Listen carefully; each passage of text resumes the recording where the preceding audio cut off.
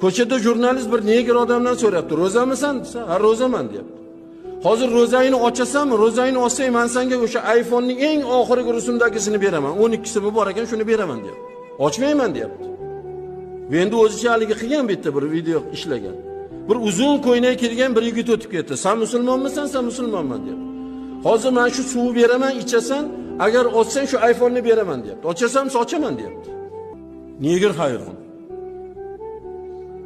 Men och mana beramansa, suvni ochyapti bakalashgani, negr haligi bolani qo'lidan uzun ko'ylak kiyganni qo'ldan haligini tortib olyapti. Bakalashgani tortib olyapti. Suvni to'kib tashyapti ichmaga.